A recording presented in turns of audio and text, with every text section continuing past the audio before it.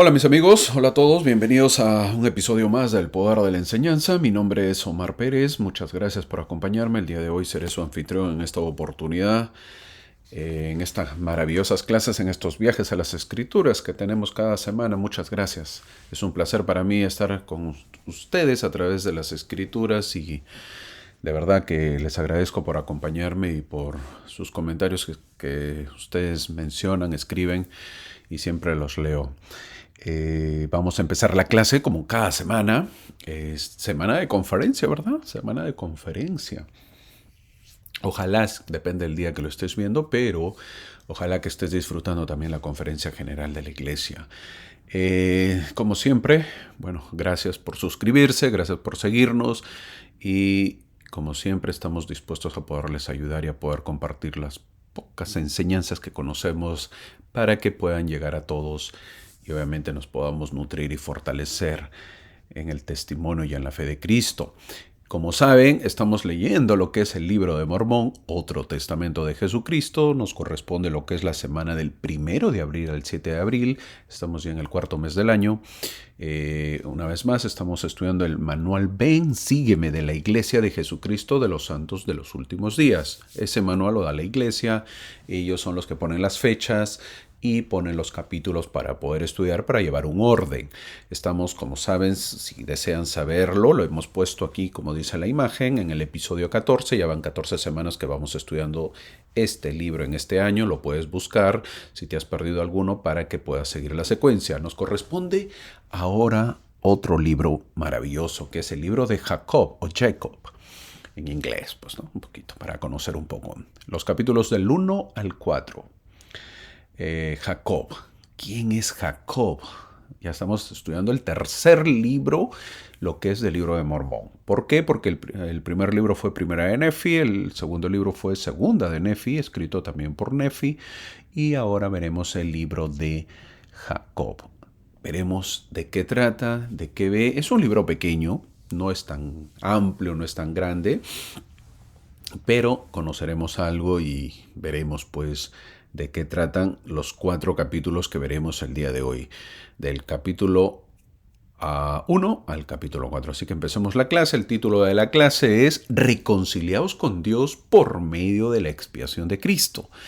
Eso está basado en el versículo 11, el versículo 11, donde dice: Así pues, amados hermanos, reconciliaos con Él por medio de la expiación de Cristo, su unigénito, y podréis obtener la resurrección, según el poder de la resurrección que está en Cristo, y ser presentados como las primicias de Cristo a Dios, teniendo fe y habiendo obtenido una buena esperanza de gloria en Él, antes que se manifieste en la carne.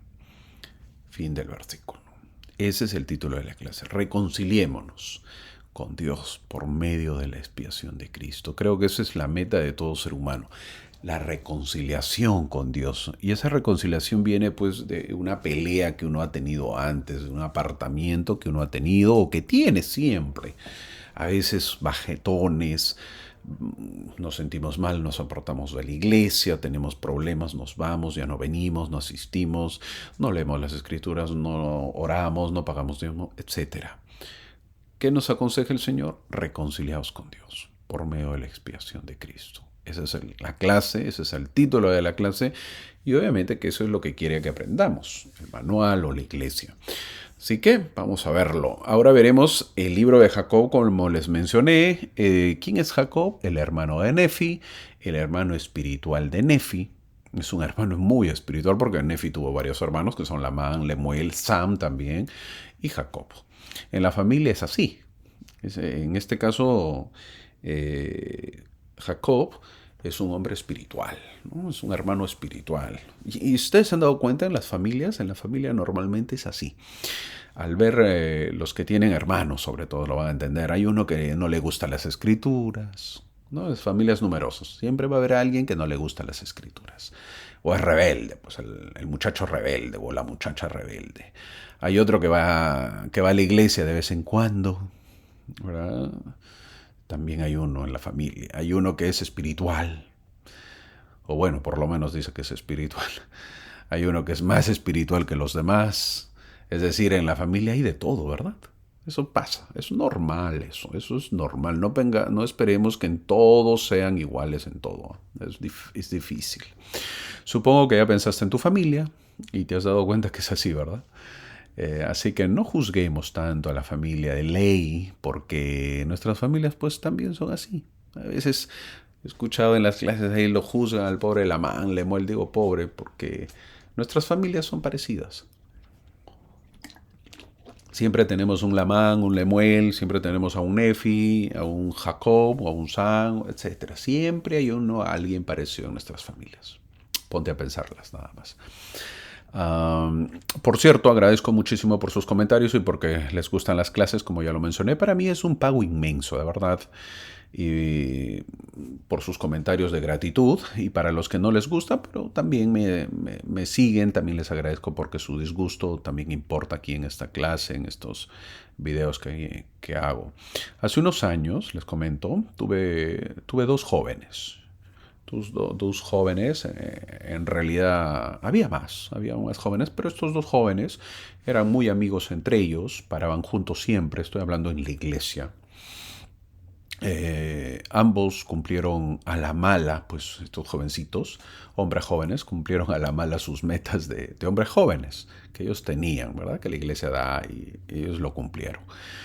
Uno era un poco más flojo para lo espiritual y el otro pues le ponía más ganas. Ambos querían ir a la misión. ¿Okay? El tiempo pasó y yo tuve que mudarme y luego me enteré que el más espiritual, que era el jovencito, fue a la misión y el otro jovencito no lo hizo. Luego pasó el tiempo y el joven regresó de la misión y seguía muy activo en la misión, en la iglesia, perdón. Y full pilas, ¿no? Con los llamamientos, entregándose a la iglesia, él empezó a estudiar. Y el otro jovencito pues pasaba por muchas dificultades económicas, dificultades de todo tipo. Y se casó. Y las dificultades pues le acompañaban, ¿verdad? Trabajo, no tenía trabajo, le iba un poco mal, le iba mal. Mientras el otro pues soltero todavía, disfrutaba un poco más y asistía a la iglesia muy seguido, asistía a institutos. Eh, Cada vez que yo conversaba con ellos me enteraba de eso. Sigue pasando el tiempo y conversando con el jovencito que era espiritual me dice que ya no asiste por trabajo y porque no se siente muy animado. Cae en la inactividad, se inactiva. Y el otro jovencito, con su familia, obviamente ya con hijos, empieza pues un poco a madurar. La vida es así, nos enseña a madurar a veces a golpes. Y empiezan a asistir muy activamente y fielmente a la iglesia. Y cuando me cuenta, me dice que está activo en la iglesia, que quiere lo mejor para su familia y que obvio que sabe que lo encontrará en la iglesia, es porque eso él que está asistiendo mucho más a la iglesia porque quiere que sus hijos crezcan dentro de la iglesia. Esta historia la vemos a diario en nuestros barrios, en todo lugar. A veces están activos y a veces inactivos. La vida sigue. La historia de estos dos jóvenes que les cuento todavía sigue, por ejemplo, porque son jóvenes. Y no sé cuál será su final.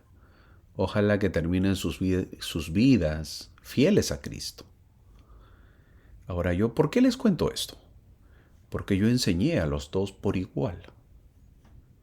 Los estimo a los dos por igual. Son mis buenos amigos los dos, ya están grandes. Me alegro de sus triunfos, me siento triste de sus penurias, de sus tristezas. Si nosotros llevamos nuestra vida lejos de Cristo, vamos a tener dificultades. La clase titula Reconciliaos con Dios. Es la forma de poder volver a Cristo. Y eso es lo que veremos en la clase. Reconciliarse con Dios y poder volver a Cristo por medio de su expiación. De eso trata la clase. Esta semana estudiaremos casi 5 páginas, facilito, tal como se muestra en la pantalla. Nos toca los capítulos 1 del 4 de Jacob, en total son 7 capítulos de Jacob, pero esta vez estudiaremos pues 4 capítulos, los otros 3 capítulos lo veremos la próxima semana y se acabó el libro de Jacob. 2 clases nada más y se termina. Empezamos esta clase con el libro de Jacob. Como ya les mencioné, ahí lo dice el libro de Jacob, es decir, veremos el ministerio de Jacob, tal como lo dice ahí, ministerio de Jacob. Jacob, ¿quién era? Era un hombre noble, un hombre justo, un hombre lleno del espíritu de profecía y revelación. Fue la elección natural para administrar los registros iniciados por ley. A partir de entonces, los registros pasarían con mayor frecuencia de padre a hijo. Podría ser que Nefi no tuviera hijos supervivientes o vivos. Esto sitúa la edad de Jacob entre 47 y 55 años, lo que han calculado las edades, que al momento de escribir este capítulo o este artículo. El versículo 1 dice que han pasado 55 años desde que Leí salió de Jerusalén. 55 años. Ya pasaron. Desde que Leí salió de Jerusalén. El tema central y el propósito de las planchas menores que se están escribiendo, que lo estamos estudiando, era centrarse en Cristo por el bien del pueblo de Dios. Vamos a recordar algo que ya lo he mencionado y lo he dicho. Espero que lo recuerden. Los que me siguen tienen que ser expertos ya. Poco a poco tienen que ser expertos del libro de Mormón. No hay excusa para no serlo, porque yo recalco muchas cosas, así que anoten. Es la única manera de grabarse. Mira, les voy a enseñar la imagen que siempre lo he traído. Ahí está la imagen. Siempre lo he explicado esta imagen. ¿Se acuerdan de esta imagen? Es el resumen del libro de Mormón, ¿no? Tal como lo ven en la parte izquierda, en la parte central, que son las planchas, y obviamente la parte azul, que es el libro de Mormón, el compendio. Es importante comprender que los siguientes 4 libros,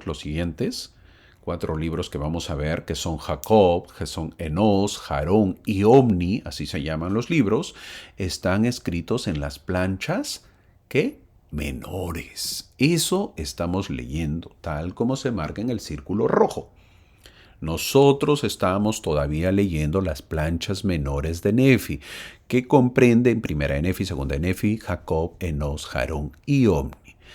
Estas planchas que Nefi hizo 30 años después de salir de Jerusalén, las planchas lo hizo en América, Jacob no hizo sus propias planchas.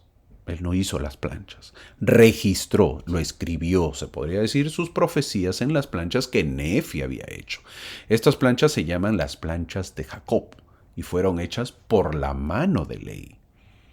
Estas planchas fueron llenadas por el último de estos hombres, Omni, quien dijo, estas planchas están llenas y pongo fin a mi discurso. Eso ya con Omni se terminan las planchas menores y obviamente luego veremos otro tipo de planchas. Todo lo que está en este círculo es las planchas menores y Mormón, el profeta Mormón, que hizo el resumen de todo el libro de Mormón, o hizo el resumen de las planchas de Mormón, él copia y pega prácticamente. Ni siquiera lo copia y pega, agarra todas esas planchas y las pone dentro de todo el bloque de planchas que él tenía. Es decir, Mormón no hizo nada con respecto a las planchas menores de Nefi. ¿Cómo así, hermano? No hizo nada. Las vio y las puso ahí dentro de todas sus planchas. ¿Okay? No las cambió, no las leyó, las modificó, no hizo el resumen. No. Mormón lo que hace es, después de las siguientes planchas, que no están marcadas ahí en el círculo rojo, él las resumen, porque son muchos años, él resume y hace su compendio, hace su resumen y las pone en las planchas. Entonces tenemos las planchas menores y obviamente lo que son todos los libros que resumió el profeta Mormón y Moroni. ¿Ok? Hasta ahí tenemos que entenderlo bien. Una vez más, para que tú seas experto pues en el libro de Mormón y sepa cuando te dicen las planchas menores, tú ya sepas. Las planchas menores no se compendiaron. ¿Okay? Eso es lo que tenemos que ver. En el versículo 1, ahí, tal como dice tal como dice el libro, en las planchas menores, perdón, vamos a leer lo que dice el versículo 1. Dice, habían pasado 55 años desde que Leí había salido de Jerusalén. Y eso se llama las planchas menores. Entonces ya poco a poco vamos sabiendo de que esto se llama las planchas menores, y las planchas menores, tal como dice la flecha ahí, no se compendiaron. ¿Qué hizo? ¿Qué es compendiar? No se resumieron. Es decir, que Mormón las puso tan igual como estuvieron. El profeta Mormón no hizo resumen de eso. Disculpen por las palabras que uso, y trato de usar un lenguaje universal, así se llama, compendiar. Pero, por ejemplo, la vez pasada comentaron qué es jalar. Una palabra muy usada, pero quizás para otros, por los idiomas que tenemos, a pesar que hablamos el español, siempre hay diversidad. Para otros quizás tenga otro significado. Jalar es tirar algo, por si acaso. Jalar es tirar algo hacia uno. ¿Ok? Eso es respondiendo a una pregunta que me dijeron, ¿qué es jalar? El hecho de que Nefi le confiara las planchas a Jacob muestra el gran respeto que Nefi tenía por las planchas, que tenía por las profecías, por la integridad de su hermano menor.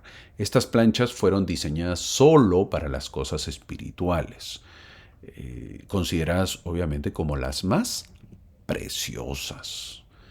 Entonces Jacob, que pronto se convertiría en el sucesor de Nefi, como líder del pueblo, se encuentra entre los más grandes analistas, pues, doctrinales y predicadores del Libro de Mormón. Jacob, habiendo nacido como su hermano menor José, ¿se acuerdan? José tuvo 2 hijos. Leí en el desierto, durante el tránsito de Leí por el desierto, ese Leí no perdió el tiempo, ¿verdad? Tuvo sus 2 hijos en el desierto. ¿No que era difícil la vida en el desierto? A ver. ¿Ah? Es una broma lo que dije, pero si nos damos cuenta podemos ver que Leí pues, y Saría tenían intimidad, ¿verdad? Hay que entenderlo eso, a pesar de vivir en el desierto. Hermano, ¿y dónde dice eso? Porque siempre hay hermanos que me preguntan, ¿dónde dice eso? La pregunta es, ¿cómo nacieron los hijos en el desierto? Como pues hay cosas que no dicen las escrituras, pero se intuye, se supone. Eso hay que suponerlo, ¿verdad? Ahora, Jacob no tiene ningún conocimiento personal de una vida arraigada en un hogar permanente, sino que es un vagabundo prácticamente. Es un gitano, algunos le llaman, un errante, y un extraño, pues, ¿no?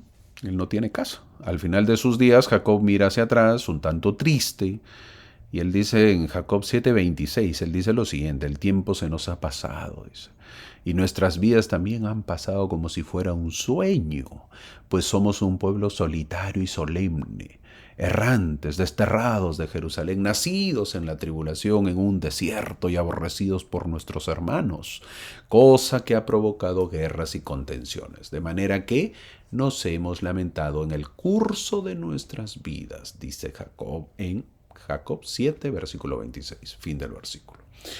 Entonces estamos entrando a lo que es Jacob, el ministerio de Jacob, el hermano nacido en el desierto, un hombre muy espiritual que continúa con la tradición de escribir en las planchas porque su hermano Nefi le dijo que lo haga. El libro de Mormón es una historia espiritual, lo dice en el versículo 2, eso debemos saberlo, no es una historia de historia para conocer, no es así, es una historia espiritual. No es una historia de arqueología, que dónde quiero saber dónde quedaron. Eso no es el objetivo del libro de Mormón.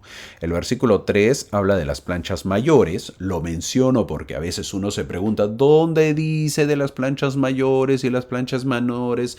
¿Y de qué tratan las planchas? En el versículo 3 lo menciona. En el versículo 7 dice venid a Cristo y participar de la bondad de Dios. Eso es lo que nos enseña Jacob.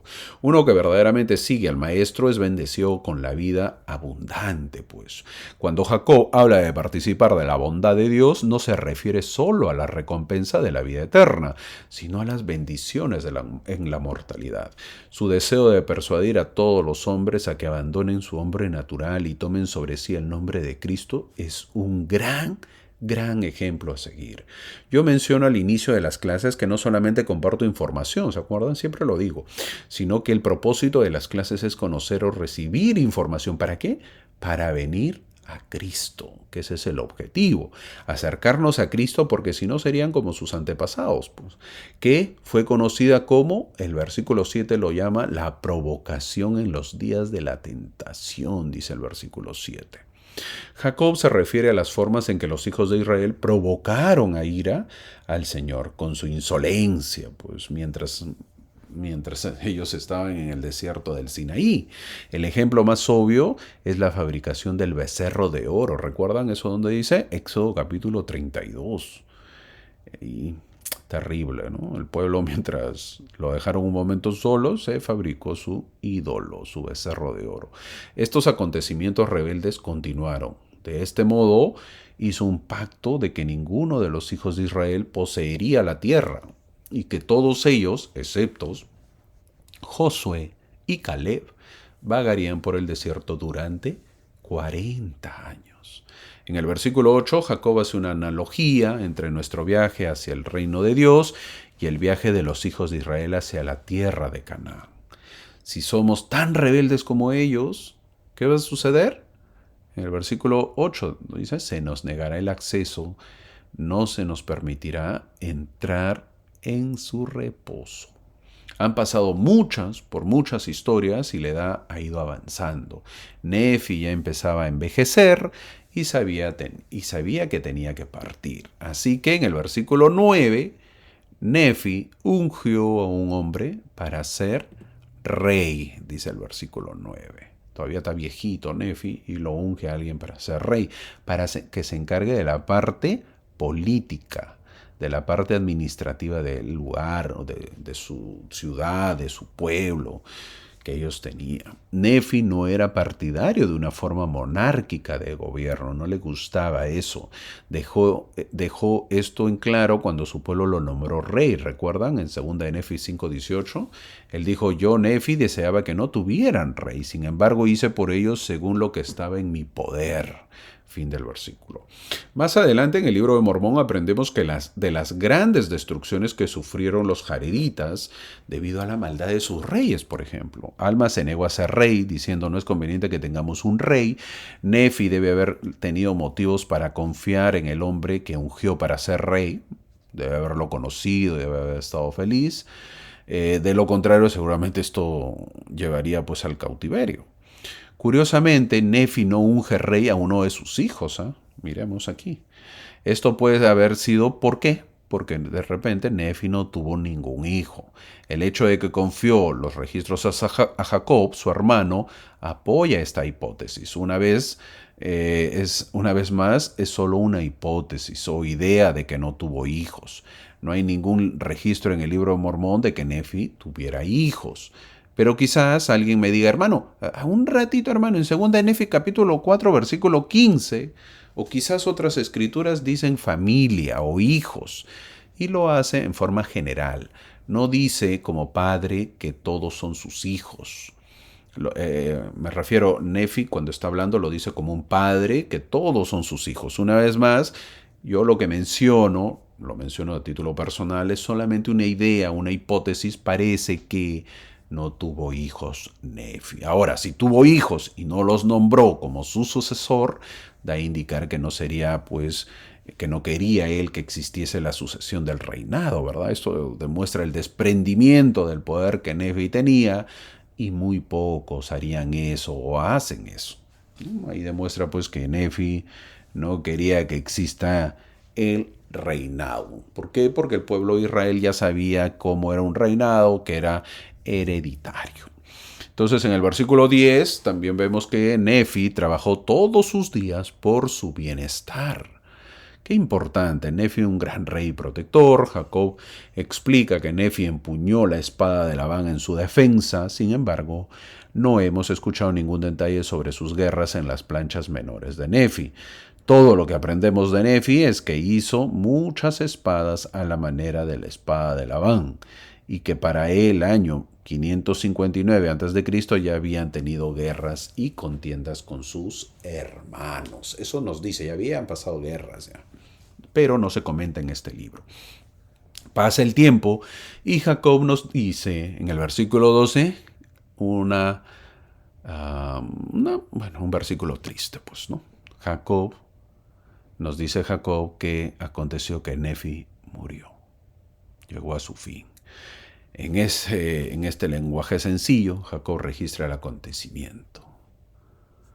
Deja que las obras de Nefi hablen por él. Ninguno de nosotros puede leer la vida de Nefi tal como nos ha dado en su registro sin ser incitado a ejercer mayor fe, a vivir más cerca de él, más cerca a Dios y a perseguir objetivos más elevados. El gran Nefi pasa de esta vida para que él pueda dar paso a sus nuevos, en este caso a su sucesor que viene a ser Jacob. Vamos a extrañar a Nefi, de verdad que lo vamos a extrañar, pero la mejor manera de poder recordarlo será su fortaleza, su fe, su valentía y su perseverancia que tuvo. Entonces veremos los resultados pues de un gran líder. ¿Su pueblo continuará o no sus enseñanzas? ¿Se sigue las enseñanzas de un buen líder o solamente se le extraña y nada más? ¿Qué dicen? Los versículos 13 y 14 dice que el pueblo es llamado con los nombres de lamanitas y nefitas, dice los versículos 13 y 14. Jacob lo simplifica en los pueblos y es una gran ayuda. Lo que hay que recordar es que esto es solo una simplificación. El libro de Mormón fue escrito para nosotros con toda claridad, para nuestro entender. Los detalles de pueblos, costumbres, ciudades, guerras, etc., no podrían tratarse de manera justa en un registro tan pequeño. Por lo tanto, nos resulta más fácil que entender la historia si los buenos se llaman nefitas y los malos se llaman lamanitas. Bueno, entonces Jacob, cuéntanos cómo le fue al pueblo con el segundo rey. Porque recién ha muerto Nefi, así que suponemos, ¿qué? ¿Qué pasó? Al leer los siguientes versículos nos damos cuenta que no fue así, no le fue bien. El pueblo inmediatamente lo olvidó a Nefi, así como escuchan y así como lo van a leer. Entonces, la muerte de Nefi fue una gran pérdida espiritual para el pueblo. Esto ya se hizo evidente durante el reinado de su sucesor. El pueblo empezó a adoptar las prácticas de David y Salomón en cuanto al matrimonio y el concubinato, dice el versículo 15. También comenzaron a buscar oro y plata, dice el versículo 16. Y como consecuencia del éxito mundano, sus corazones se llenaron de orgullo. Jacob los reprendió severamente, habiendo obtenido la voluntad del Señor respecto a estas cosas. Así que el pueblo inmediatamente se da a la perdición prácticamente. La siguiente generación comenzó a tener serios desafíos con la falta de castidad, de dinero, el orgullo. Todo eso envolvió al pueblo. Hago un paréntesis para mencionar algo que quizás pasan por alto. Jacob, que escribe, dice que el pueblo deseaba tener muchas esposas y concubinas, pero recién habían pasado muy poco tiempo como para que se reproduzcan, ¿verdad? Es más, en el libro de Mormón, en la parte inferior, menciona las fechas aproximadamente que sucedía esto cuando lo escribía el gran Jacob. Y nos dice que fue entre 544 al 510.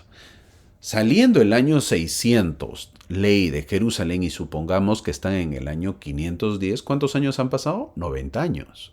Un tiempo muy corto para reproducirse. No olvidemos que la familia de Leí se ha separado de sus hermanos. Sus hermanos empezaron a separarse. Suponemos que habrán quedado pues entre 12 a 20 personas, nada más entre los nefitas.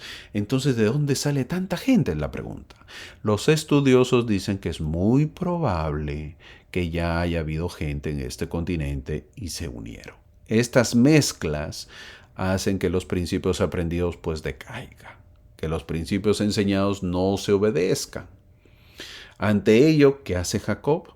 Enseñar al pueblo, y lo hace en el templo. Hay buen lugar para elegir para poder enseñar a su pueblo. En el versículo 17 lo menciona. El versículo 18 dice que Jacob y mi hermano José habían sido sacerdotes y maestros consagrados. Los nefitas, hay que entender esto, lo menciono porque ellos no oficiaban bajo la autoridad del sacerdocio arónico.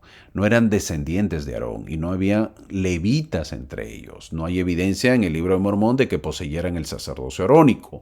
Pero el libro de Mormón nos dice definitivamente en muchos lugares que el sacerdocio que poseían y bajo el cual oficiaban era el sacerdocio según el orden santo, el orden del Hijo de Dios. Este sacerdocio superior puede oficiar en cada ordenanza del Evangelio. Y Jacob y José, por ejemplo, fueron sacerdotes y maestros consagrados según este orden. Eso es para tener claro cómo se maneja el sacerdocio en América. El versículo 19 nos dice, tomando los pecados del pueblo sobre nuestra cabeza si no les enseñamos, dice el versículo 19. El vigilante de la torre tiene la responsabilidad de advertir a la gente de un peligro inminente. Jacob hizo eco de estas palabras, magnificamos nuestro oficio ante el Señor, asumiendo sobre nosotros la responsabilidad, cargando sobre nuestras propias cabezas los pecados del pueblo, si no les enseñábamos la palabra de Dios con toda diligencia. Por lo que, trabajando con nuestras fuerzas, su sangre no mancharía nuestras vestiduras, dijo Jacob. A Jacob siempre le preocupa enseñar el arrepentimiento al pueblo, para que no tenga que rendir cuentas por sus pecados. Eso tenemos que saberlo. Mira la enseñanza que nos da Jacob.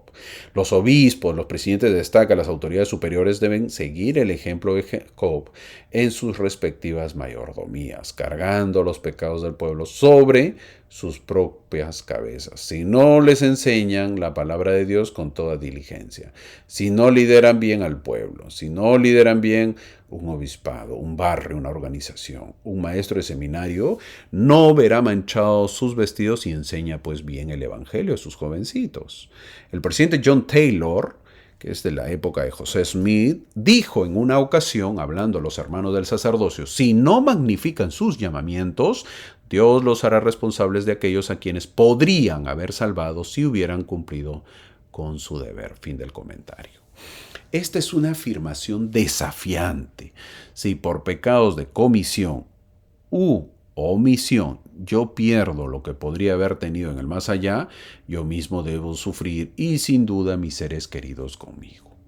Pero si en mi tarea como obispo, como presidente de estaca o un presidente de misión o una de sus autoridades generales de la iglesia no enseña, no dirige y no ayuda a salvar a quienes están bajo nuestra dirección y dentro de nuestra jurisdicción, entonces el Señor mantendrá el hacerse responsable del fracaso por no haber trabajado. Gran enseñanza que podemos tener. Jacob nos recuerda que Nefi, también consagrado a su hermano José, había consagrado a su hermano José como sacerdote y maestro para ayudarlo en su trabajo. Jacob quiere que sepamos que él y su hermano tomaron muy en serio sus llamamientos en el sacerdocio. No eran simplemente sacerdotes levitas, sino poseedores del sacerdocio de Melquisedec. Jacob y José asumieron como líderes del pueblo la responsabilidad de su bienestar e incluso respondieron sobre sus propias cabezas por los pecados del pueblo, si no les enseñaban a hacerlo mejor. Esto nos ayuda a apreciar la actitud de Jacob mientras se preparaba para dar su famoso sermón en el templo a partir del capítulo 2, que lo vamos a ver. Entonces es algo importante. El pueblo se va desviando. Obviamente, felizmente que quedó Jacob para poder enseñar la parte espiritual para que el pueblo no se siga desenfrenando. Jacob también nos enseña de que tenemos que predicar. Si eres líder, tienes que exhortar al pueblo, a tu público, a tu gente, a tu barrio, para que venga. Es decir, un líder, una vez más, un líder tiene que demostrar amor, tiene que querer. Y lo digo acá, creo que mi obispo no lo sabe, pero yo he tenido infinidad de líderes, y también lo he sido. Y he visto uno de los poquísimos, ¿no? Lo menciono, bueno, yo sé que no lo conocen y no lo van a conocer, es difícil, pero yo tengo un obispo que es, wow, toda la gente lo quiere, él llega, te abraza y todo el mundo lo abraza, todos lo abrazan, lo quieren al obispo y se nota, es un obispo que quiere a la gente y así deben ser los líderes y creo que eso hemos perdido. Entonces obviamente hay parece que hay una oposición ahí, ¿verdad? O sea, yo no me acerco al líder, el líder no se acerca a mí, entonces hay cada vez más distanciamiento, se llama eso. Y no debe ser. Nosotros es bonito que uno llegue a la iglesia y obviamente pues tu líder te abrace, te, te dé un apretón ahí de saludo, un apretón de un abrazo. Y eso es muy bonito. Y bueno, lo menciono, mi obispo no es latino, no es americano, él es de Samoa. Y deja bien, pues el apellido, bueno, no el apellido, sino el lugar, ¿verdad? De Samoa, que es así la gente, querendona, ¿no? Así lo llamaríamos en español, querendón, que ama. Y no se trata de cultura, porque nosotros los latinos tenemos la cultura de ser así, pero hasta ahorita conozco muchos líderes latinos y no son así, y no hemos sido así, y en los países latinos tampoco son así. Y si lo son, pues ojalá que lo sean, que el liderismo quiera a su líder, a su membresía y que los miembros quieran a su líder, que eso es lo que se espera. ¿Para qué? Para que haya un amor y una unión en un barrio, ¿no? En una estaca, que eso se quiera, que el presidente pues llegue a su gente. Es lo que se quería hacer y por eso Jacob dijo bien claro, bueno, yo tengo que predicarles, yo no me puedo quedar con eso de no predicarles, ¿por qué? Porque toda esa culpa va a caer sobre mí. Ese es el problema. Capítulo 2. Han pasado 55 años, ya lo mencioné, desde que Lehi sacó a su familia de Jerusalén y Jacob, uno de los hijos que había nacido en el desierto, asume el liderazgo. Ya acaba de fallecer Nefi. Después de la muerte de Nefi, desafortunadamente, su primer gran discurso a los nefitas, ya como líder, tiene que ser como Jeremías. El profeta Jeremías del Antiguo Testamento. ¿Eh? Sí, el profeta del Antiguo Testamento. Ya que están comenzando a caer, ¿qué? En el pecado y el orgullo. Terrible, terrible.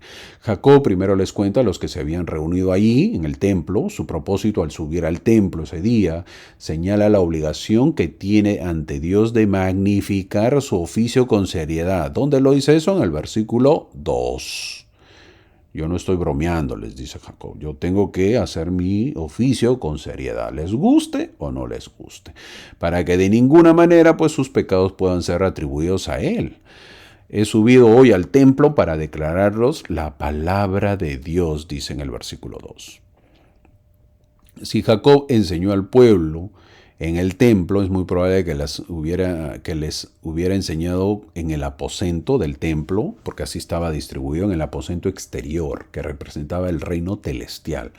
Hay que recordar que el templo que hacen en América, que habían construido esa semejanza al templo de Salomón, y así estaba representado. Supuestamente el templo tenía el diseño del templo de Moisés o el templo de Salomón en Jerusalén. Este habría sido el único lugar, así estaba distribuido el único lugar, el lugar celestial, lo que viene a ser el aposento exterior, el lugar celestial. Era un lugar grande, suficientemente grande para una gran reunión de personas. Si los nefitas siguieran el modelo de los judíos, entonces a nadie del pueblo se le habría permitido entrar, ¿verdad? Al templo no podías entrar a todos lugares, a las otras partes del templo no podías entrar, a menos que tuvieran el sacerdocio y estuvieran desempeñando funciones específicas del sacerdocio. Pero a la parte del aposento, ahí sí se les podía, el aposento exterior, así se llamaba, ahí sí podían entrar todos. El peso sobre sus hombros era el dolor piadoso por los pecados de su pueblo, nos dice el versículo 3. No podía eludir su responsabilidad de llamar al pueblo al arrepentimiento. Aprendemos que no hay cargas más pesadas en la vida, y eso tenemos que saberlo, que las cargas asociadas con el pecado. Los pecados del pueblo en los días de Jacob no fueron transgresiones inadvertidas, ¿eh? Habían comenzado a trabajar en el pecado, así lo llama, trabajar en el pecado, en el sentido de que el pecado se había convertido en su obsesión y preocupación. Entonces vemos que la mayordomía de Jacob fue una carga pesada. Pues el estado de maldad prevalece igualmente en nuestra dispensación. Lo que comienza en el pensamiento nefita es la aceptación de la sociedad jerárquica en lugar del ideal igualitario nefita, algo así como ven ahí ustedes en el triángulo. Empiezan a haber sociedades, es decir, el rey arriba, luego los sacerdotes y va bajando pues hasta llegar al pueblo, los esclavos. Es así, sociedades van formando. Terrible, ¿eh? Terrible. Eso no es parte de la cultura espiritual del Señor. Puedo decir, en el versículo 5 le dice, puedo decirte acerca de tus pensamientos, le dice Jacob al pueblo. Ya hasta leía los pensamientos Jacob. Imagínense qué tal fuerza y poder espiritual que tenía. Uno de los testimonios más poderosos que puede dar un siervo de Dios es cuando revela los pensamientos del pueblo. Eso es muy, muy, muy importante. Ahí se ve al líder, pues. El Señor puede contar nuestros pensamientos y por ello nos juzgará. Nuestros pensamientos también nos condenarán. Y en este terrible estado no nos atreveremos a mirar a nuestro Dios. Ese se llama el don de discernimiento. Y para poder tener ese don, el mismo versículo nos dice que Jacob sintió repulsión por sus acciones pecaminosas y encontró sus pecados aborrecibles. Así lo llama, aborrecibles en el versículo 5. Por el poder del discernimiento, Jacob percibe la agenda oculta de su pueblo a medida que comienzan a caer en el pecado. Entonces Jacob no puede recomendar a su pueblo ante Dios. En el versículo 6 lo dice, está avergonzado de que las acciones de aquellos a quienes ha sido llamado a servir sean tan ofensivas para su Dios. Poco a poco vamos conociendo a Jacob, se está metiendo, se está introduciendo en el tema de su pueblo. Estamos conociendo más a Jacob, el hermano de Nefi. Jacob es más íntimo, se le ve más sensible, es más delicado.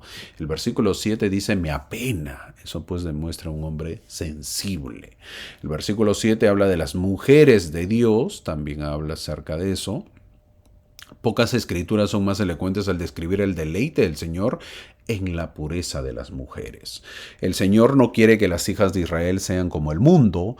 No hay razón para que tengan un conocimiento detallado de todos los sórdidos actos de depravación que cubren la tierra. Una mujer tiene que siempre pues mantener la altura, ¿verdad? Conveniente.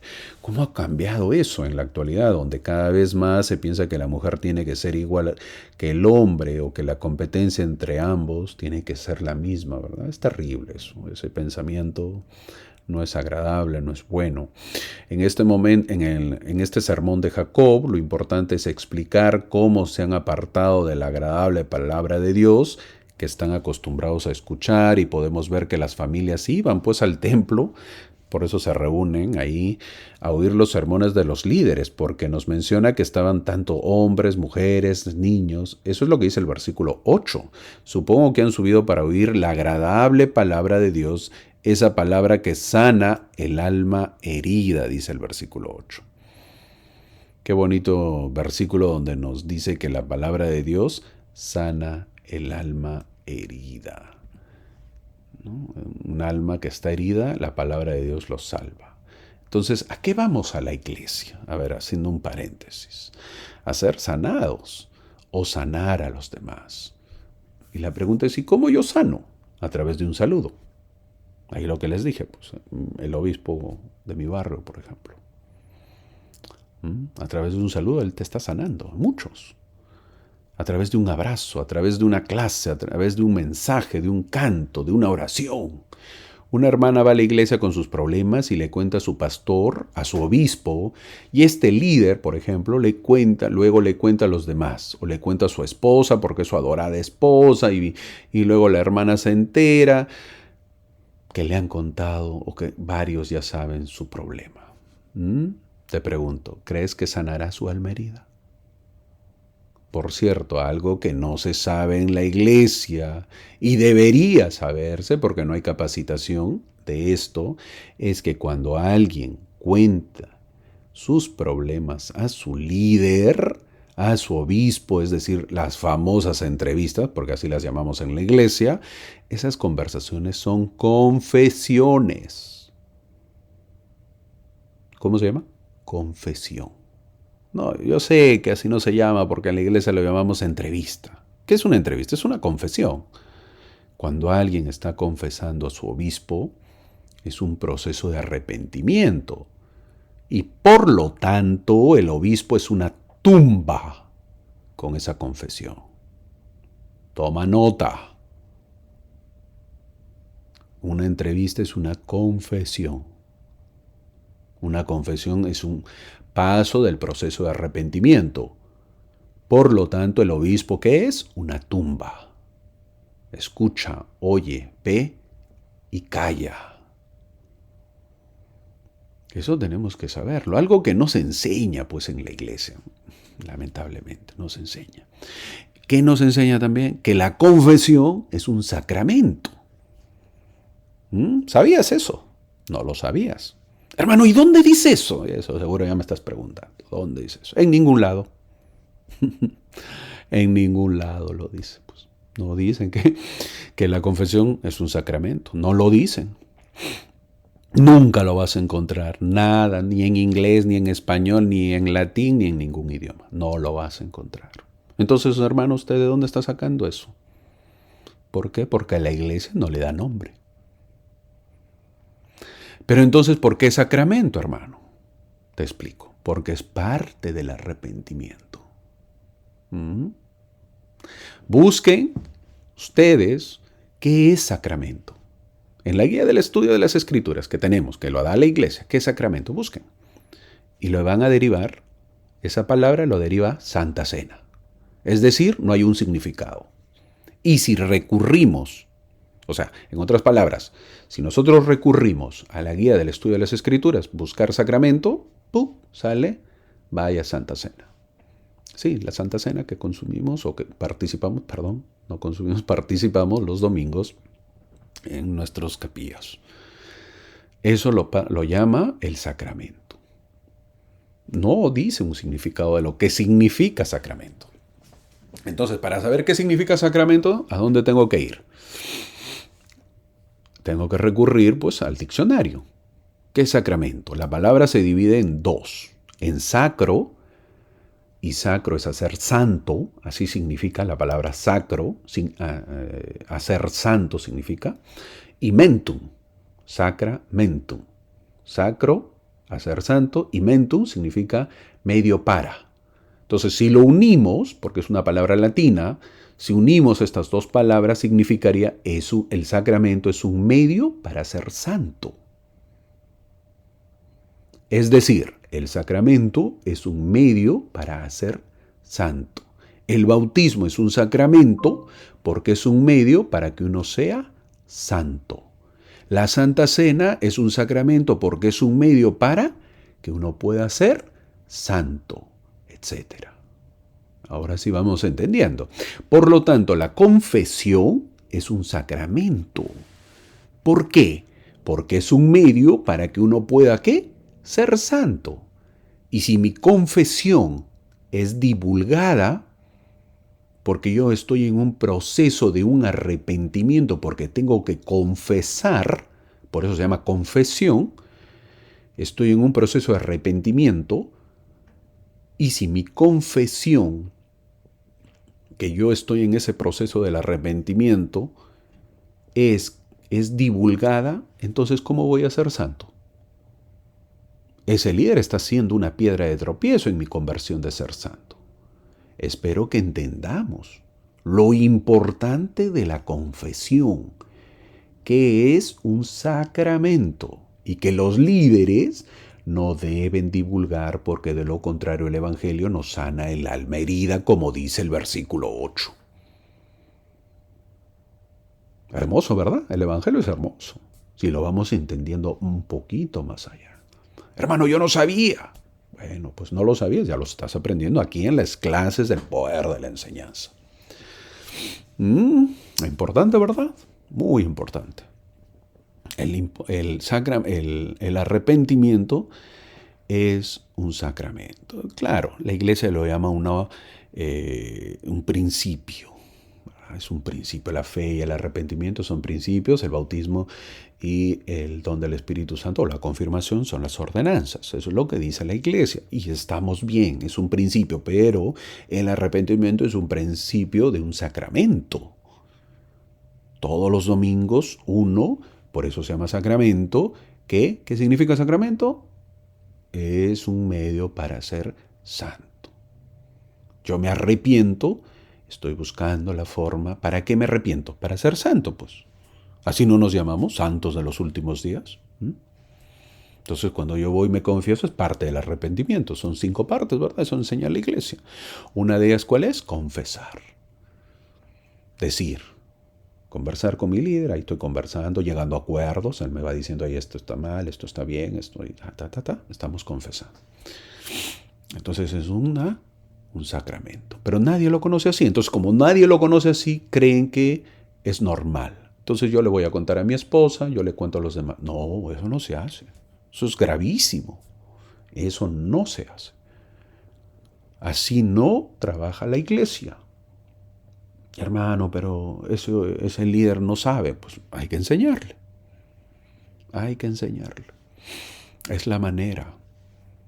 Entonces debe haber una confesión y el líder tiene que callarse, cerrar la boca. Ni a su esposa. No, que mi amada esposa, yo con ella heredaré el reino celestial. Pues hereden los dos, está bien. Pero no le cuentes lo que yo a usted le estoy contando, le estoy confesando. ¿Por qué? Porque el Evangelio sana el alma herida. Si no, de lo contrario, no va a sanar mi alma herida. Según el versículo 8. Pero para que no digan que yo soy malo o muy estricto, ¿y qué sucede con los miembros que no buscan el arrepentimiento entonces? ¿Qué tiene que hacer el líder? Veamos a Jacob, pues que estamos estudiándolo. En lugar de enseñar la palabra que sana la alma herida, o que se deleiten con la placentera palabra de Dios, dice el versículo 9. Deleitarse con la placentera palabra de Dios. Jacob se sintió obligado por el Señor a abordar un tema que, lamentablemente, ampliaría las heridas de los que ya estaban heridos. Eso dice el versículo 9. A veces son necesarias palabras directas y desafiantes cuando un líder exhorta al arrepentimiento a los miembros de la iglesia. Ahora, cuando hay conferencias generales o de estaca o de barrio y los líderes hablan, ¿cómo te sientes? Es la pregunta. Justo en esta semana es la conferencia general. ¿Qué esperas? ¿Disfrutarlo? ¿Que te deleite? No olvidemos que un mensaje preparado bajo la influencia del Espíritu para promover la obra del Señor no se da para disfrutarlo. ¿Se da para qué? Inspirar. ¿Se da para qué? Edificar. ¿Para qué más, hermano? Para desafiar. ¿Y para qué más, hermano? Corregir. Se da para ser escuchado bajo la influencia del Espíritu del Señor, con el resultado previsto de que el oyente aprenda del discurso y del Espíritu lo que debe hacer al respecto. Entonces, que las charlas o conferencias sean inspiraciones y compromisos para uno mismo, para cambiar y mejorar. Jacob percibe con absoluta claridad lo que le espera a su pueblo, basado en las consecuencias de sus decisiones en la vida, en el versículo 10. Quizás Jacob no quiso decirlo delante de las mujeres y niños, pero el versículo 11 dice que el Señor le dijo que suba y declare la palabra. Jacob inicia con el orgullo y las riquezas de su pueblo. En el versículo 12 dice, muchos de vosotros habéis comenzado a buscar oro y plata. La tierra prometida, América, estaba llena de recursos naturales, llena, oro y plata incluidos. Como Nefi lo registró en 2 de Nefi capítulo 5, versículo 15. Los minerales preciosos abundaban, así dice Nefi. La búsqueda de oro de los primeros nefitas tenía como objetivo diferenciarse, darles una razón para menospreciar al prójimo, pues a su prójimo, y aumentar el valor de sus vestimentas. Esa tradición traída obviamente, de Jerusalén. La base de su deseo era el orgullo. Así empieza el problema del hombre y de una sociedad. Siempre, ¿con qué? Con la diferenciación. Siempre nos encanta ser diferentes a los demás, ser más que mis hermanos, tener más que ellos. ¿Cómo sentirse cuando somos diferentes a los demás? Diferente a mi hermano. Es verdad que cuando uno tiene un trabajo y se esfuerza mucho por conseguir las cosas, está bien, porque uno para eso trabaja, para eso estudia, para eso se esfuerza. Pero si el objetivo es diferenciarse de los demás, se ha perdido el objetivo. Totalmente. Cuando se pierde la perspectiva, ya es un problema. Se pide que, por ejemplo, vayamos bien vestidos los domingos. Eso se pide. Por lógica, pues, ¿no? Hay que ir agradables, bañaditos, aseados. Pero si en lugar de comprarme un traje de 100, voy a poner 100 pesos, 100 soles, 100 dólares, lo que sea, que cueste 100, paso a comprarme uno de marca que supera los 500, pregunta, ¿estará bien? Yo no voy a responder, ¿eh? Y lo dejo para que lo medites. ¿El objetivo es ir bien vestidos o diferenciarme de mi hermano, que también va con su traje de 100? Solo un comentario te digo. Solo un comentario. ¿Quién dijo que uno tendría que ir con traje? ¿Ah? ¿Quién? No olvides que basta con una camisa blanca, mi hermano, y una corbata, más que suficiente para el varón. Pero si te quieres diferenciar, ya empiezan pues las semejanzas con el pueblo que menciona Jacob. ¿Qué sucedió cuando empieza a adquirir riqueza? El versículo 13 lo dice.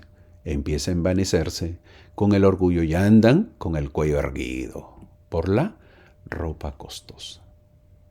Parece que vivir en el lujo puede ser la prueba más severa por la que pasará cualquier persona. ¿Qué dice Dios? Los condena en el versículo 14. No olvides que nuestra iglesia, sí, nuestra iglesia, mi hermano, es conocida por sus edificios y porque muchos, no muchos, muchísimos, creen que tenemos dinero. ¿Te has preguntado por qué? ¿Quieres que lo diga o ya lo sabes? Es por nuestra vestimenta. Esperemos que no haya nadie en el mundo que no venga a la iglesia porque crea que no tiene una vestimenta adecuada. Porque si no, seríamos en realidad piedra de tropiezo para ellos. Y se cumpliría lo que dice el versículo 14, que dice que Dios nos condena. Entre las lecciones eternas que se pueden aprender del libro de Mormón están los peligros del ciclo de la prosperidad. Es como si un pueblo no pudiera aprender de los errores del pasado. Cada vez que un grupo decidía guardar los mandamientos de Dios, Él los bendecía y los prospera. En ese momento, en lugar de agradecer constantemente a quien los había recompensado, en lugar de reconocer con humildad que todo lo que tenían era una bendición directa del Todopoderoso, la mayoría de las personas en el libro de Mormón, los nefitas y los jareditas por igual, perdieron de vista la fuente de sus bendiciones. Cambiaron la confianza del cielo por la aprobación de los hombres. La riqueza se convirtió en el fin de la vida, en lugar de un medio para la realización del bien. Cada vez que la adquisición de cosas se volvió más importante que las personas, entonces era solo cuestión de tiempo, antes de que siguieran las distinciones de clases, los sistemas de castas y la persecución de los pobres. Hay un dicho que dice, cuanto más importante es la riqueza, menos importante es cómo se obtiene. Terrible, ¿verdad? Muchísima gente no quiere perder su comodidad obtenida y hacen lo que sea para perseguir con esa comodidad o aumentarla, pero jamás disminuirla. Mucha gente no quiere perder su estatus. Podemos corregir y no dejar que este orgullo destruya nuestras almas, dice el versículo 16. Es decir, que podemos apartarnos de las riquezas aunque son muy tentativas. El versículo 17 nos aconseja a Jacob ser afables y liberales con los bienes. Si estamos buscando que los demás tengan igual que nosotros que tenemos, más está muy bien. Pero alguien próspero, si no oye las súplicas de los hambrientos, desnudos o solitarios, es revelar un alma inconversa y un sentido muy alejado del bien. Solo aquellos miembros de la iglesia que recuerdan a los pobres y necesitados, a los enfermos y afligidos, tienen derecho a ser llamados discípulos de Cristo. Ahora tenemos que saber que la riqueza y la pobreza son relativas. Muchos miembros de la iglesia viven en circunstancias y disfrutan de privilegios que otros, que disfrutan considerablemente menos, considerarían prósperos. Para muchos de otros países, considerar a los que viven en Estados Unidos creen que son ricos, cuando no saben que acá también se vive con necesidades. Entonces, ¿cómo puedo hacer para no apartarme de Dios? El versículo 18 dice, antes de buscar riquezas, buscar el reino de Dios. La discusión más magistral sobre este tema lo menciona el Salvador en el Sermón del Monte, ¿recuerdas? Y también repitió estas enseñanzas a los nefitas. ¿Dónde? Tercera de Nefi, capítulo 19, al 33. Voy a leer un extracto de eso, que dice, no os hagáis tesoros en la tierra donde la polía y el orín corrompen y los ladrones minan y hurtan, sino haceos tesoros en el cielo donde ni la polía ni el orín corrompen y donde ladrones no minan ni hurtan. Porque donde esté vuestro corazón, donde esté vuestro tesoro, ahí estará también vuestro corazón. Mas buscad primeramente el reino de Dios y su justicia, y todas estas cosas os serán añadidas. Fin del versículo. Si no quedó claro, veamos lo que dice el versículo 19. Después de haber logrado la esperanza en Cristo, obtendréis riquezas si las buscáis. Este es uno de los pocos pasajes en las Escrituras que dice que la búsqueda de riquezas está bien. En Doctrina y Convenios también lo dice en la sección 38, versículo 39, lo voy a leer. Y si buscáis las riquezas que es la voluntad del Padre daros, seréis los más ricos de todos los pueblos, porque tendréis las riquezas de la eternidad. Y es necesario que las riquezas de la eternidad o de la tierra sean mías para darlas. Pero cuidado con el orgullo, no sea que seáis como los nefitas de la antigüedad. Fin del versículo. La búsqueda de riquezas debe hacerse con calificaciones. Primero hay que buscar el reino de Dios, segundo hay que haber obtenido una esperanza en Cristo y tercero, las riquezas deben buscarse para el beneficio de los demás. Si un individuo rico cumple con estos requisitos y no se enorgullece, es justificado ante el Señor. De lo contrario, la riqueza, o más exactamente,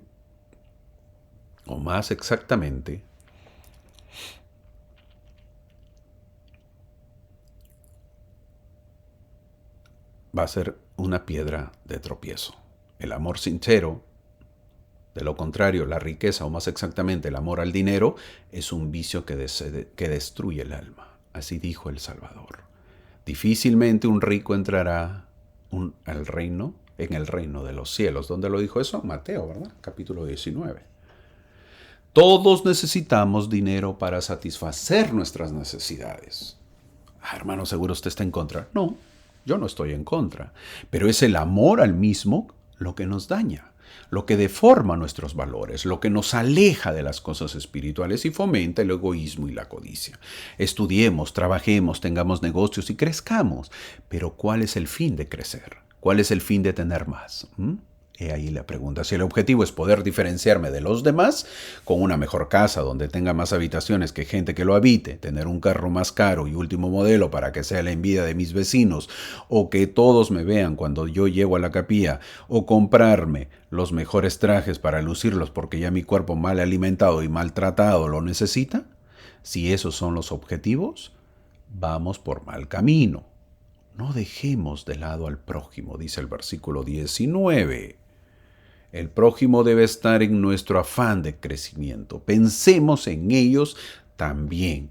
Y una de las maneras es poder ayunar y dar nuestras ofrendas de ayuno. Generoso. Es una gran manera de poder compartir con los demás. Las riquezas de los nefitas han llevado a crímenes más graves, por cierto, incluida la inmoralidad sexual. La riqueza y la poligamia son problemas parecidos y que vienen a continuación. Ahora la poligamia es cara, por cierto. Es costosa, por lo que a menudo se necesita pues una riqueza para mantener a varias esposas. Sería caro, ¿verdad? Es decir, un pobre es complicado vivir en poligamia. Nos preguntamos entonces, ¿la poligamia según Jacob, que está hablando, está bien o no? Si leemos bien, para Jacob es malísimo y quizás para todos sea lo mismo. Es por eso que menciona a David y Salomón, los más conocidos por vivir esa ley de la poligamia, es decir, con varias esposas. Los versículos 23 y 24 nos dice que David y Salomón verdaderamente tuvieron muchas mujeres y concubinas, lo cual era abominable. Eso no lo dice tan fuerte, tan claro y directo la Biblia, pero sí lo dice el Libro de Mormón. Esto es lo mismo que pasa ahora. La gente siempre trata de buscar el supuesto beneficio y habla de la poligamia, pero ¿en verdad quieres saber el Evangelio? Entonces, ¿por qué no obedeces el Evangelio? Siempre la gente que no quiere unirse a la iglesia siempre busca temas. Hey, quiero saber, a ver, háblame de la poligamia, a ver, háblame de esto, háblame de esto. Pero en realidad no quieres conocer el Evangelio, sino quieres un tema para discutir, para escuchar un momento y sentirte bien. Lo mismo estaba haciendo el pueblo de Nefi, ya que Nefi había fallecido. Sabían de sus antepasados que habían tenido varias esposas. Entonces ellos quieren imitar, quieren copiar lo mismo. El Libro de Mormón es un libro monógamo. Toma nota, monógamo. Un solo esposo o una sola esposa. El versículo 27 lo dice. Agárrate con lo que voy a decir, porque la Biblia es un libro polígamo. Así como lo dice, escuchaste. Estoy hablando del Antiguo Testamento. En el Libro de Mormón, en sus páginas no se toleran los matrimonios polígamos, por si acaso. Esto es alentador para los que odian pues en secreto la poligamia en la iglesia. El Libro de Mormón deja claro que el Señor tiene un plan para que recibamos la vida eterna y que la poligamia no es un requisito previo. Más bien, la poligamia es la excepción, no la regla. Te lo repito, la poligamia es una excepción, no es la regla. Por otra parte, no se debe interpretar que las palabras de Jacob condenan completamente la práctica de la poligamia. No lo condena totalmente. En el versículo 30, lee lo que dice, Jacob cita la palabra del Señor refiriéndose al caso excepcional en el que se instituye la poligamia. Porque si quiero, dice Jehová de los ejércitos, levantarme descendencia, yo mandaré a mi pueblo. Yo, dice el Señor, mandaré a mi pueblo. Entonces la pregunta es, ¿está bien o no la poligamia? Lo que Jacob condena no es la poligamia, sino la forma en que David y Salomón practicaban la poligamia. La forma era malísima, pues así no se puede practicar la poligamia. ¿Y cómo hubiese sido la forma correcta entonces, hermano? Hay ejemplos de ello. Abraham con sus esposas, por ejemplo. Jacob con sus esposas. ¿De dónde vienen las 12 tribus de Israel?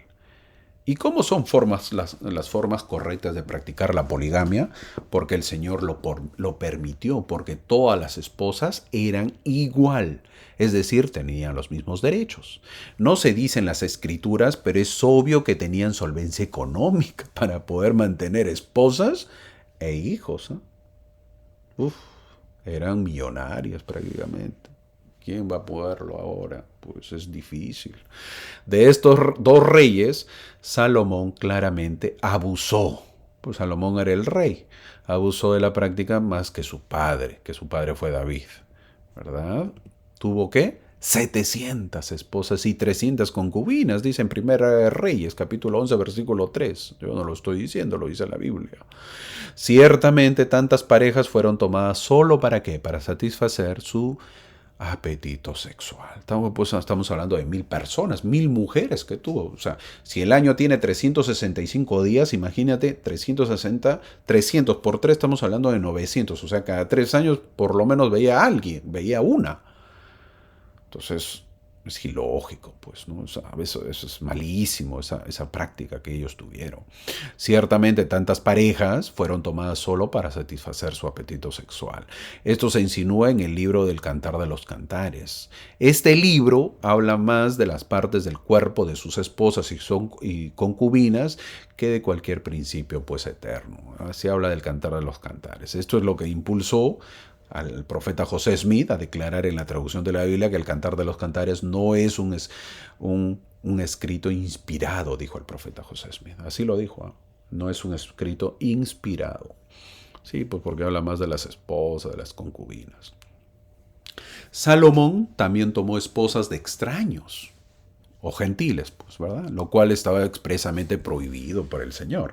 A los israelitas se les prohibió casarse con sus vecinos gentiles debido a sus prácticas idólatras. El Señor temía que los israelitas volvieran a la idolatría si sus cónyuges extraños los exponían a estas prácticas. Esto es exactamente lo que le pasó a Salomón.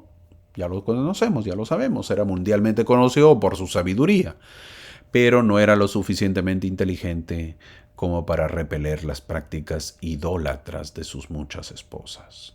Apartaron su corazón del Señor y Salomón fue condenado por el Señor por hacerlo. Por otro lado, David tuvo menos esposas, su papá, y menos concubinas. El número exacto no está registrado en la Biblia, pero sí registra al menos 8 mujeres diferentes que estuvieron casadas con David. También dice que tomó un grupo incontable de concubinas. Sin embargo, las escrituras dicen que esto fue justificado delante del Señor. En ninguna de estas cosas pecó contra mí, dice el Señor, excepto en el caso de Urías y su esposa, y por lo tanto ha caído de su exaltación. Terrible, ¿eh? Es lo que le dice. ¿Dónde dice eso? Doctrina y Convenios 132, versículo 39. Cayó de su exaltación ya, pues. Desde un punto de vista doctrinal, David podría haberse arrepentido del adulterio con Betsabé, pero no hubo perdón por el asesinato de Urías. Mató a su esposo, el hitita. Este asesinato es la causa fundamental para que David haya caído de su exaltación, como se describe en Doctrina y Convenios 132. Así vemos que la práctica de la poligamia por parte de David y Salomón resultó ser una perdición. Ambos cayeron a causa de sus abominaciones ante el Señor. Entonces, ¿es mala la poligamia que practicaron David y Salomón? Pregunta. Totalmente es condenable. El versículo 28 también nos habla de cómo el Señor defiende a las mujeres y se deleita en aquellas mujeres virtuosas, dice el versículo 28. Si un mandamiento dado es mal usado, obvio que causa dolor en las demás personas, y el Señor lo condena. El versículo 31 dice que el Señor ha visto y oído el lamento de sus hijas. Obviamente sí, es complicado hacer una familia, ¿verdad? Con tantas esposas, tantas concubinas. Es muy difícil y hay mucho llanto, pues, ¿no? Es lo que va a haber. El pueblo nefita había cometido una iniquidad muy grande. Jacob en el versículo 35 dice, habéis quebrantado el corazón de vuestras tiernas esposas, dice el versículo 35. El ser varón y tener el sacerdocio es para poder servir y ejercer la bondad, pero si vamos a romper los corazones de los demás, es estar en contra de lo que desea el Señor. La mujer no tiene el sacerdocio y quizás no lo necesite, porque para eso están los buenos hermanos, para magnificar su sacerdocio. No rompamos los corazones de nuestras mujeres. Entramos al capítulo 3, después de haber llamado a los malvados al arrepentimiento en el último capítulo que hemos visto. Jacob ahora consuela ¿a quién? A los puros, porque también hay puros dentro del pueblo. Su promesa a los justos es que si oran con mucha fe, el Señor los consolará. Esta gran promesa está disponible para todos los que buscan diligentemente al Señor. El versículo 3 dice que los lamanitas os castigarán hasta la destrucción. Obviamente alguien los tiene que castigar. Cada vez que los nefitas prosperan y se enriquecen, se vuelven orgullosos. Generalmente el siguiente evento en el ciclo es la aparición ¿de quién? De los lamanitas, quienes los incitan a recordar con grandes guerras y contiendas. En el versículo 7, del 5 al 7, habla de los lamanitas son más justos que tú. Es lo que dice el versículo del 5 al 7. Sin duda, los nefitas religiosos se habían vuelto un poco moralistas. Jacob derriba su orgullo explicándoles que son más malvados que sus hermanos. El ejemplo que usa Jacob es el malvado deseo de los nefitas de tener esposas y concubinas. Explica que los lamanitas son más justos en sus relaciones familiares, porque sus maridos aman a sus esposas y sus esposas aman a sus maridos. La historia del libro de Mormón muestra que en general los lamanitas eran fieles a los miembros de su propia familia. Los crímenes y maldades de los que eran culpables generalmente estaban dirigidos contra otros. El Señor reconoció que tenían integridad en sus relaciones familiares. Por lo que, debido a esta observancia, al guardar este mandamiento, el Señor Dios no los destruirá.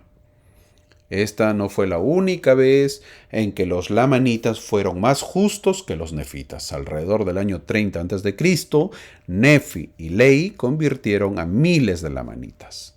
Se convirtieron en un pueblo justo, predicaron con gran poder y autoridad y expulsaron de su tierra a los ladrones de Gadiantón.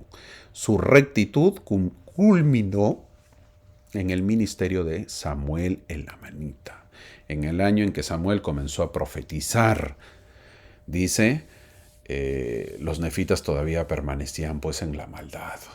Terrible, sí, en gran maldad, mientras que los lamanitas observaban estrictamente guardar los mandamientos de Dios. Eso dice en Elamán, capítulo 12, versículo 11.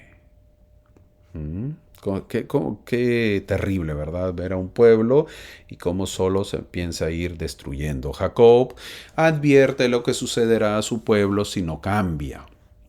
Los supuestos malos de los lamanitas serán mejores que los supuestamente buenos de los nefitas. Es la luz del alma y no el color de la piel por lo que se juzga a uno cuando es llevado ante Dios. Los nefitas habían juzgado a los lamanitas por el color de su piel. Uno era blanco, el otro negro. Y los juzgaba. Estos prejuicios raciales han sido fuente de conflictos siempre, injusticias interminables en nuestra generación. Las escrituras nunca justifican este tipo de orgullo. Todos son iguales ante Dios, dice el versículo 9. No debería haber prejuicios raciales. Los prejuicios raciales no son de Dios, así que los de color claro, oscuro o medios, recordar que todos somos iguales ante Dios, todos los colores. Jacob les insiste que despierten del sueño de la muerte, es decir, dejen sus malas acciones, de seguir así sufrirán la segunda muerte, dice el versículo 11. ¿Y qué es la segunda muerte? La segunda muerte, o la muerte espiritual, se define como la separación de la presencia de Dios. Esa es la segunda muerte. Ahora uno podría inclinarse a pensar que la primera muerte debe ser la muerte del cuerpo mortal, pero no es así. El Señor explica que la primera muerte también es espiritual y ocurre cuando dejamos su presencia y venimos a la tierra. ¿Dónde dice eso? Doctrina y Convenios, en el capítulo 29, Doctrina y Convenios, sección 29, versículo 41. Es decir, cuando venimos a la tierra de la vida preterrenal, hemos muerto espiritualmente. ¿Y qué tenemos que nacer? Para nacer espiritualmente, ¿qué tenemos que hacer?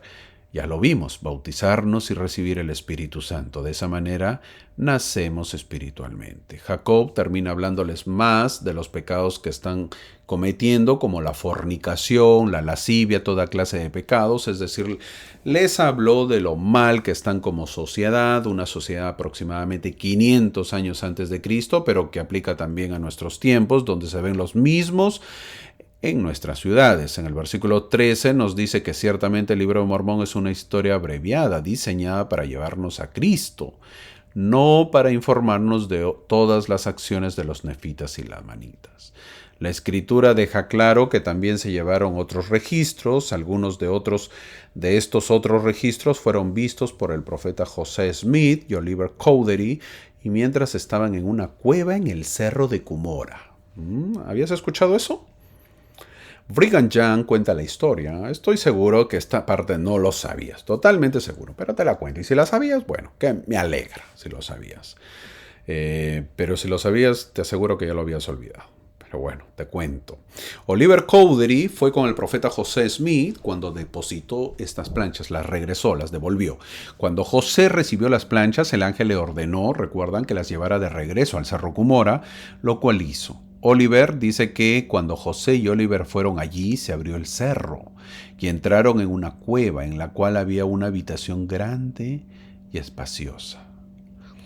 Dice que no pensó en ese momento si tenían luz del sol o luz artificial, pero que era igual a luz, como de día dentro de la cueva, estamos hablando. Pusieron las planchas sobre una mesa, era una mesa grande que estaba en la habitación. Debajo de esta mesa había una pila de planchas, bastantes planchas, de hasta 2 pies de alto, 60 centímetros más o menos, y en total había en esta habitación más planchas que probablemente se necesitarían muchos carros de carga. Estaban amontonadas en las esquinas y a lo largo de las paredes. La primera vez que fueron allí, la espada de Labán colgaba de la pared, pero cuando volvieron a ir, había sido desmontada y puesta sobre la mesa, sobre las planchas de oro. Estaba desenvainada la espada, y en ella estaban escritas estas palabras: esta espada nunca más será desenvainada hasta que los reinos de este mundo lleguen a ser el reino de nuestro Dios y su Cristo. ¿Dónde dice eso, hermano, que usted está leyendo? Estoy leyendo el Journal of Discourses. Eso es diario de discursos del presidente Brigham Young. Bueno, a buscar esos diarios de discursos y leerlos, aunque están en inglés. No hay en español, pues, ¿qué hago? Pero es interesante la historia, ¿verdad? Se abre el cerro Cumorah, ellos se meten, se introducen y ahí encuentran cientos de planchas escritas. ¿Te imaginas todas esas planchas cuando salgan a luz? ¡Wow! ¡Cuánta información! ¡Qué bonito! Conocer más y aprender más de Cristo. Ahora, del versículo 13 al 14 aprendemos 4 categorías de información histórica.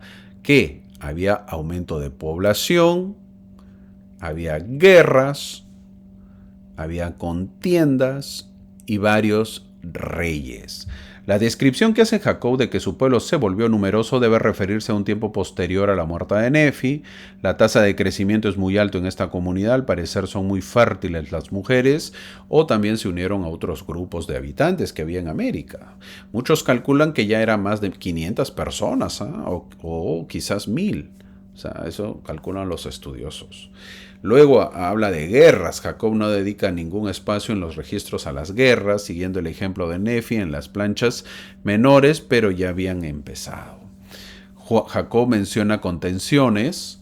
¿Por qué Jacob menciona tanto guerras como contiendas? La pregunta. Las guerras son asuntos externos, pero el libro de Mormón típicamente usa contiendas para sus asuntos internos, divisiones de opinión, cultura o política que causan discordia en la comunidad. Es muy probable que no a todos gustó el mensaje que dio Jacob, y hubo contiendas, hubo discusiones. Jacob dice que ha visto los reinados de sus reyes, aunque no da una cifra, una generalización. Confirma más de 2, pero no dice la cantidad. Entramos al capítulo 4, el capítulo prácticamente final, y en el versículo 2, todo lo que escribimos sobre cualquier cosa, excepto sobre planchas, debe perecer y desaparecer. El hecho de que el registro nefita estuviera escrito en planchas de metal es un testimonio de que la obra fue ordenada por el Señor. Es una buena manera de poder conservar. El Señor sabía que el registro debía conservarse en su forma perfecta para ser traducido por el poder de Dios.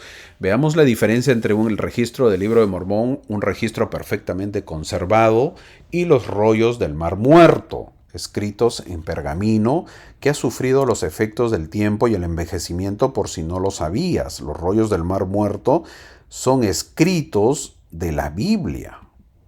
Eso tenemos que saberlo. Aunque fueron escritos cientos de años después de las planchas menores de Nefi, los rollos se encontraron en miles de pedazos. Los más grandes se juntaron como las piezas de un rompecabezas para restaurar el registro.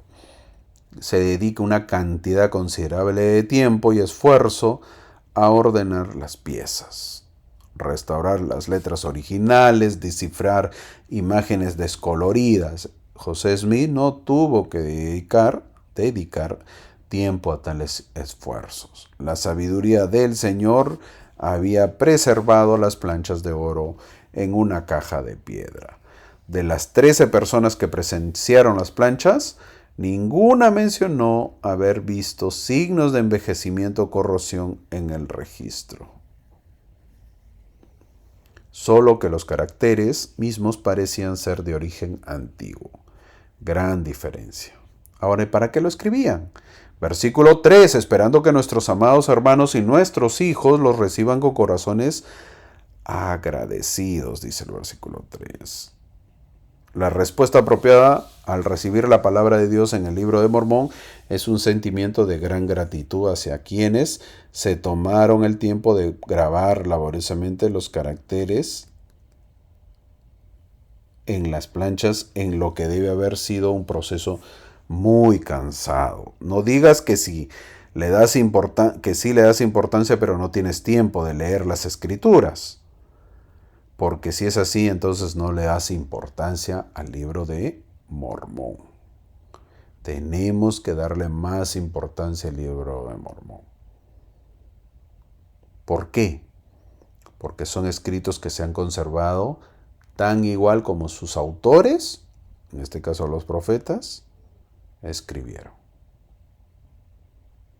Mas no así, como ejemplo, la Biblia, que ha sufrido varios traspiés.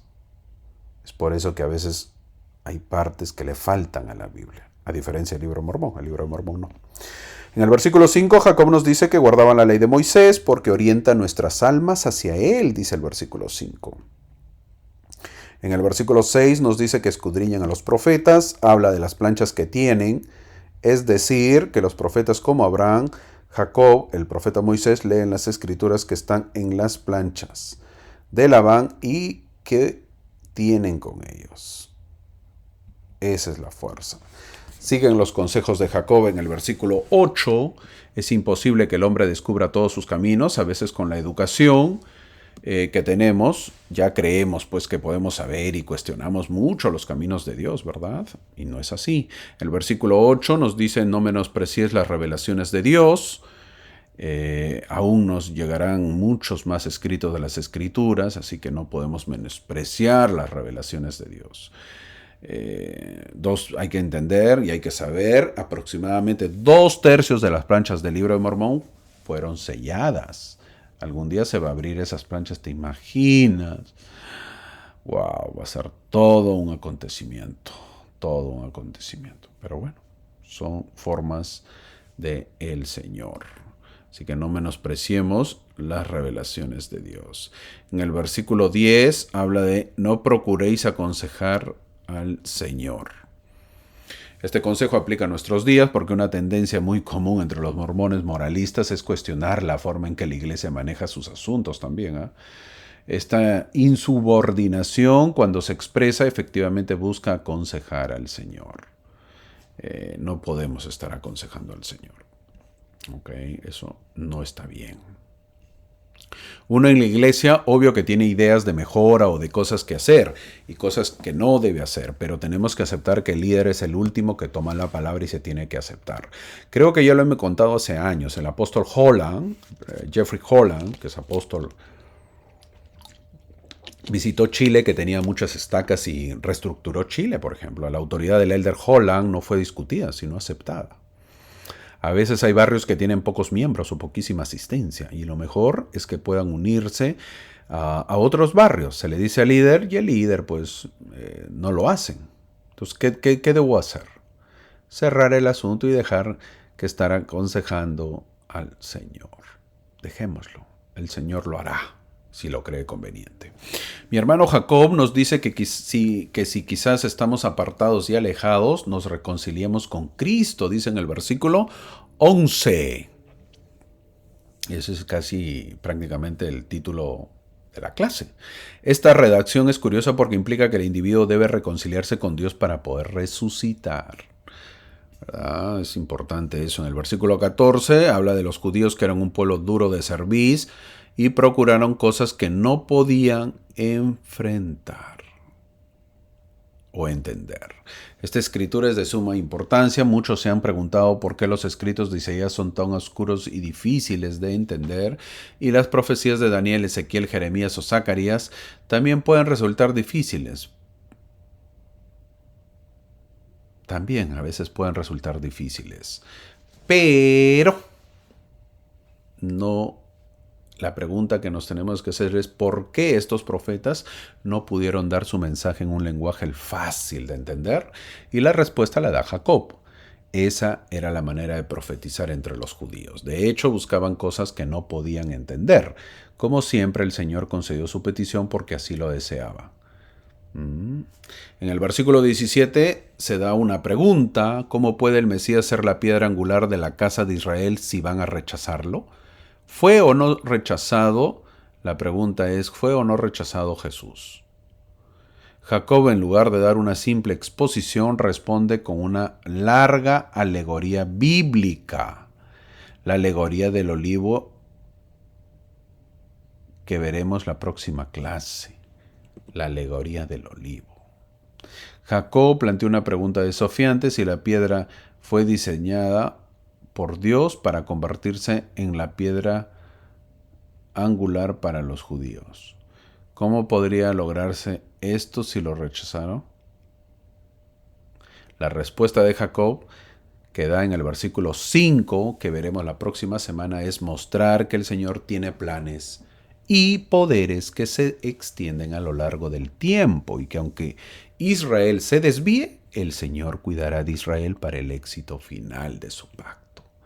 Hemos terminado los 4 capítulos que nos enseña Jacob y aprendemos su deseo de persuadir a todos los hombres a que abandonen al hombre natural y tomen sobre sí el nombre de Cristo. Eso es un gran ejemplo a seguir tanto de Nefi como de Jacob. Es por eso que las imágenes de misioneros predicando el Evangelio, en la imagen izquierda viendo cómo se predica a todos, y en la imagen de derecha haciendo todo lo posible para que los reciban los investigadores a los misioneros. Hemos visto el sermón de Jacob sobre cómo vencer la maldad, y esa es una de las obras maestras de las Escrituras. ¿Qué te pareció el mensaje de Jacob? ¿Crees que debemos mejorar? El capítulo 2, versículo 13 dice, ¿dónde dice ropas costosas? ¿Dónde dice ropas costosas? ¿Vas a la capilla con ropas costosas? ¿Vas con trajes costosos? Ay, hermano, es que hay que verse bien, pues. No digo lo contrario, mi amigo, pero que la ropa o los trajes no te aparten. Eso vimos en la clase. O no sea lo primordial para asistir, que no te diferencies, sino que tu hermano que se sienta a tu costado diga que tú eres igual a él o a ella. Es lo hermoso del templo. Todos de blanco, por ejemplo, todos iguales, no hay rangos, no hay diferencias, y no lo debe haber. Ahí hablamos de riquezas también en la clase. Jacob enseñó que Dios no condena a los ricos por sus riquezas. No te sientas mal si eres rico. Más bien cualquier condena proviene de su orgullo o del mal uso de su abundancia. Así que seamos ricos, pero usemos bien esa riqueza. Cuando vemos que Jacob enseña a su pueblo acerca de un matrimonio monógamo, nos enseña que algunos leen las escrituras buscando comprensión, deseando el perdón de los pecados, y otros citan las escrituras como justificación de sus pecados. El diablo y sus legiones son expertos en citar las escrituras. Si no, vean las demás congregaciones cómo citan versículos y versículos. Y eso lo vemos con la Biblia, que es el libro más mal utilizado e incomprendido jamás escrito. Se han utilizado para justificar todo tipo de incorrección, maldad, falsedad, todo fraude espiritual perpetrado alguna vez en nombre del judaísmo, el cristianismo, ha reclamado el apoyo de la Biblia. Y eso lo hemos visto en el Nuevo Testamento. Por ejemplo, la gente basándose en la autoridad de la Biblia, los judíos crucificaron a Cristo, apedrearon a Esteban y encarcelaron y golpearon a los apóstoles. Con la Biblia como justificación, el mismo Pablo persiguió a los cristianos hasta la muerte, atando y entregando a los cárceles tanto a hombres como a mujeres. Es decir, que la Biblia lo usaron para sus maldades y lo siguen haciendo. Usemos las escrituras para bien, no para mal. No busquemos en las escrituras versículos o partes donde creemos que nos conviene o lo saquemos de contexto para nuestro beneficio. Debemos seguir el consejo de Jacob, arrepentirnos de aquellas cosas que nos impiden recibir las bendiciones del Evangelio. Que tengamos una hermosa semana de reflexión en los mensajes de Jacob y que sea nuestra estandarte que nos haga venir a Cristo. Disfrutemos la conferencia. Ya hablaré de ella, de la conferencia, de sus mensajes en las próximas clases. Que tengas una hermosa semana, mi amigo, que hayas disfrutado la Semana Santa a tu manera, esperando que te haya sentido o haya sido un momento más de reflexión en tu vida espiritual. Y que la conferencia general donde hablan nuestros líderes, nuestros profetas, nos fortalezca el espíritu y nos haga mejorar. Te espero la próxima semana. Gracias por acompañarme.